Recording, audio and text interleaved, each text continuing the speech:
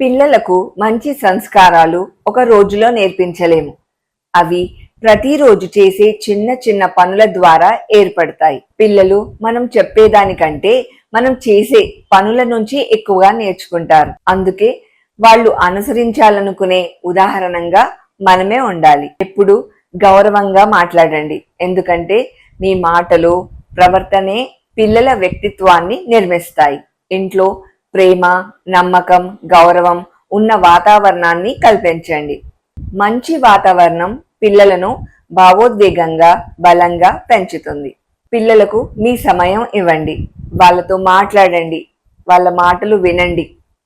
వాళ్ళు ముఖ్యమైన వారని అనిపించండి. ఒత్తిడి కాదు, అర్థం చేసుకొని క్రమశిక్షణ నేర్పించండి. ఎందుకంటే ప్రేమతో చెప్పిన నియమాలు బాధ్యతను పెంచుతాయి.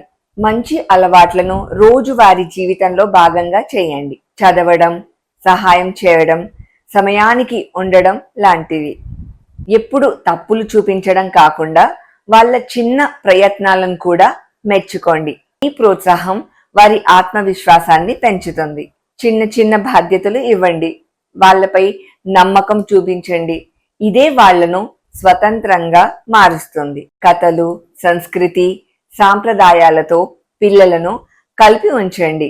ఇవే పిల్లల్లో మంచి విలువలు, సానుకూల ఆలోచనలను పెంచుతాయి.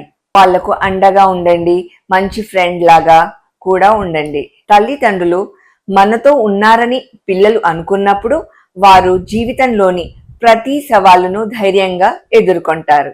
చివరిగా ముఖ్యమైన విషయం ఏంటంటే, పిల్లలు సంస్కారాలను మాటలతో కాదు, మన జీవన విధానాన్ని చూసి నేర్చుకుంటారు.